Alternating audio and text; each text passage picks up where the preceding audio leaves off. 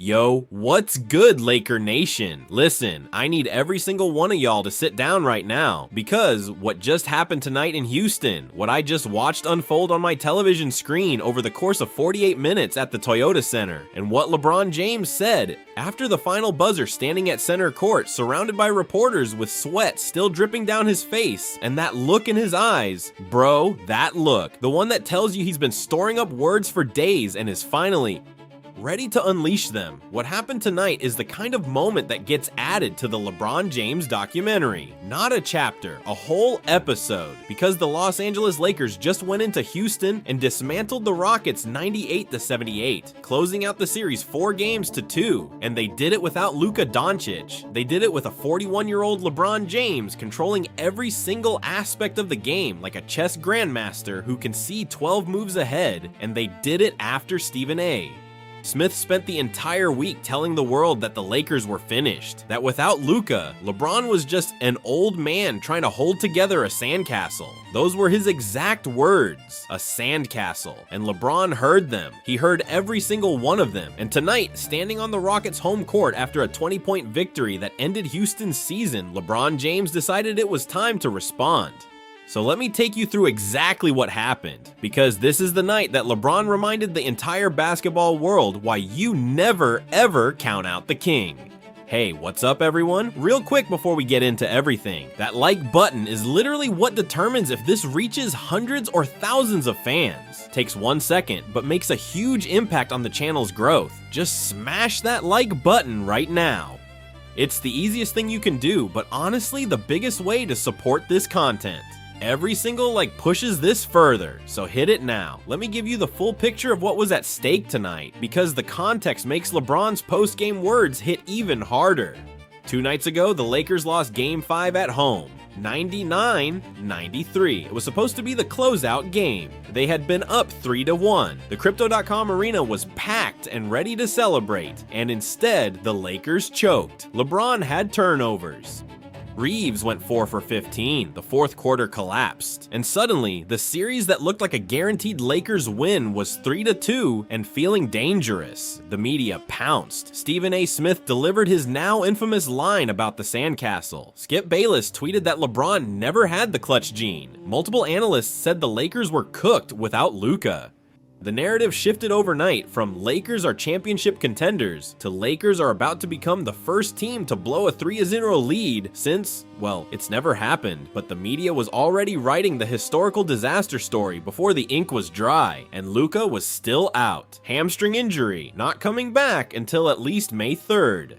Which meant that if the Lakers were going to close this series, they were going to have to do it in Houston, on the road, in a hostile arena without their second best player against a young and hungry Rockets team that now had all the momentum.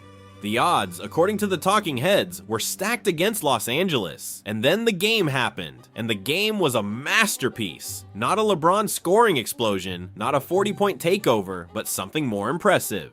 A 48-minute clinic in basketball intelligence, control, and leadership. LeBron didn't try to do it all himself. He had learned from the Game 5 turnovers. Instead, he orchestrated. He found Austin Reeves for open threes. He hit DeAndre Ayton on the roll for easy baskets. He set up Marcus Smart in transition. He made every single correct decision at every single moment. The Lakers built a lead in the second quarter and never looked back.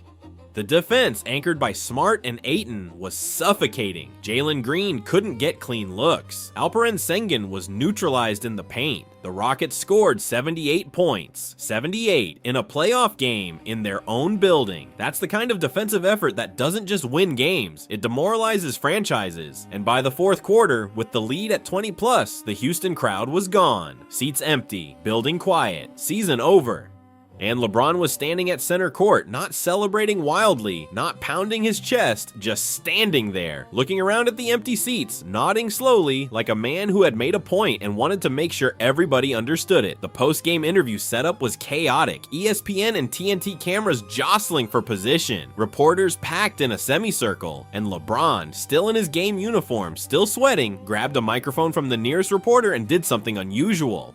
Instead of waiting for a question, he started talking, unprompted, directed at the camera, at the world, at one person in particular. Stephen A. he said. His voice was calm, controlled, not angry, worse than angry, certain. I hope you're watching, I really do, because I need you to see this. I need you to see the scoreboard. I need you to see these empty seats. I need you to see what just happened in this building tonight. Because 2 days ago, you sat behind your desk and told millions of people that LeBron James was done, that without Luka, I was just a 41-year-old man trying to hold a sandcastle together. A sandcastle. He let the word hang in the air. Well, Stephen A., sandcastles don't win by 20 on the road. Sandcastles don't hold a team to 78 points. Sandcastles don't close out a playoff series in a hostile arena without their co-star. What happened tonight wasn't a sandcastle, it was a fortress. And the king built it. Without Luka, without a fully healthy roster, with nothing but intelligence, defense, and the will of a man who has been proving people wrong for 23 years. The reporters were scribbling furiously, cameras were locked on his face, and LeBron continued, building momentum with every sentence. You know what bothers me the most about what the media does? It's not the criticism. I can handle criticism. I've handled it since I was 18 years old. What bothers me is the speed. The speed at which y'all go from LeBron is the greatest ever to LeBron is finished. We lose Game 5 and suddenly I'm a sandcastle. Suddenly Father Time won. Suddenly the dynasty is over. One game, you gave me one bad game before you started digging the grave. 23 years of excellence, 4 championships, every record in the book, and you gave me one game before the obituary started. Does that seem fair to you? Does that seem like analysis? Or does it seem like entertainment at my expense? Then he addressed the team performance specifically, and this is where you could hear the pride in his voice. He said, "Let me tell you about the men in that locker room. Austin Reeves shot 4 for 15 in Game 5. You know what he did tonight? He came out and was the engine of our offense. He ran the point, he defended, he made shots when we needed them. He didn't hide from the Game 5 performance. He attacked it. He used it as fuel. That's character. That's what champions do." And the media spent the week calling him a fluke. A fluke. A man who averaged 23 points per game in the regular season is a fluke because he had one bad shooting night. That's not analysis. That's amnesia. He continued, Marcus Smart, this man has been the heart of our defense all series. In Game 3, he put up 21 points, 10 assists, 5 steals, numbers that haven't been seen in the playoffs since Magic Johnson. And tonight he was all over the court again, disrupting everything Houston tried to do. He's a champion, he's a competitor, and when people say our perimeter is a sieve, they're disrespecting a man who has dedicated his entire career to the defensive end of basketball. He talked about Ayton, DeAndre Ayton. Stephen A. said he was on vacation in the Bahamas. On vacation? The man had 18 and 17 in Game 5, and he was supposedly on vacation. Tonight, Ayton was a wall in the paint. He made Sengun work for everything. He rebounded, he defended, he ran the floor, and he did it all while the media was calling him soft and lazy. DeAndre Ayton is neither of those things. He's a warrior, and I'm proud to call him my teammate. Then LeBron paused, looked at the empty Houston arena one more time, and delivered the lines that are going to be replayed for the rest of the 2026 playoffs. He said, "The media loves to build narratives. They love the story of the old king falling. They love the tragedy. They love writing the final chapter before the book is done. But here's the thing about my book. I'm the one holding the pen. Not Stephen A., not Skip Bayless.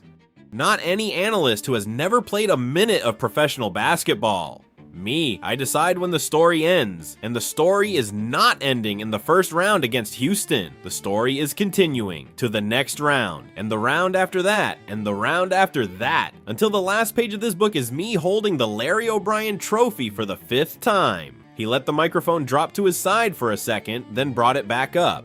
And one more thing. To every person who watched Game 5 and thought, this is it, this is where LeBron falls, I have a question for you. How many times are you going to count me out before you learn? How many times do I have to prove you wrong before you understand that LeBron James does not go quietly? I've come back from 3-1 against the greatest regular season team in history. I've come back from injuries that should have ended my career.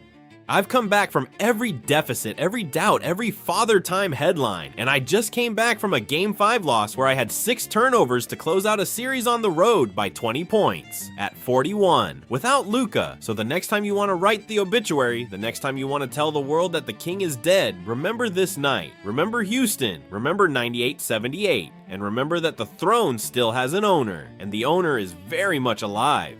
He handed the microphone back, dapped up the reporter, and walked toward the tunnel. The Houston crowd was long gone. The building was a ghost town, and LeBron James, at 41 years old, had just closed out a playoff series on the road without his co-star after absorbing a week of the most intense media criticism of the season, and responded with a 20-point victory and a post-game interview that will be studied in sports communication classes for decades. The implications for the rest of the playoffs are enormous. The Lakers advance.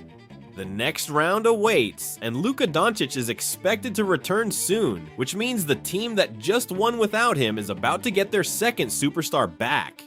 Whatever team draws the Lakers next, whether it's the Thunder or whoever emerges from the other bracket, should be looking at tonight's film and feeling a cold sweat.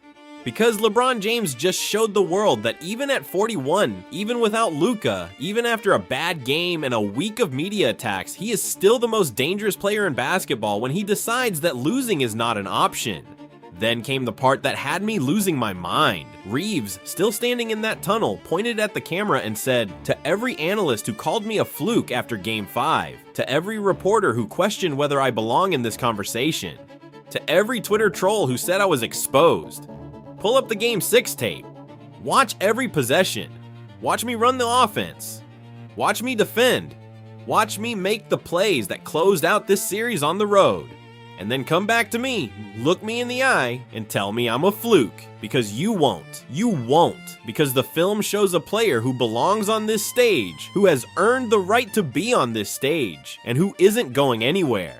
He started walking toward the locker room again, then stopped one more time and turned back. One more thing, everybody's been focused on what happens without Luka, how we survive without our second star. Well, now you've seen it. We didn't just survive, we thrived. We won by 20 on the road in a close-out game.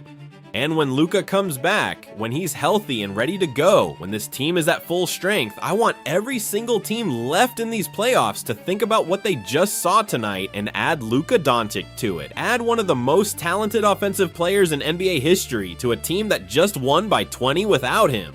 That's what's coming. That's what the next opponent has to deal with. LeBron and Luka and me and Smart and Ayton and the deepest roster in basketball. Stop the disrespect.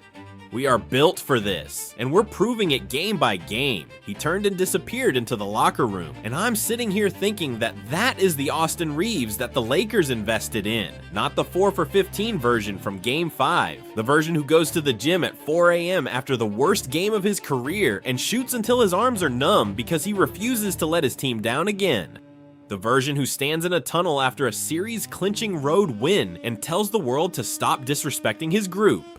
That is a championship player, and the Lakers just proved that they have 3 of them: LeBron, Luka when he returns, and Austin Reeves. I want to hear from Laker Nation. How good did tonight feel? Is LeBron still the best player in the world? Drop it in the comments. Hit subscribe, smash the bell. The first round is done, the king has spoken, and the crown still fits. Peace.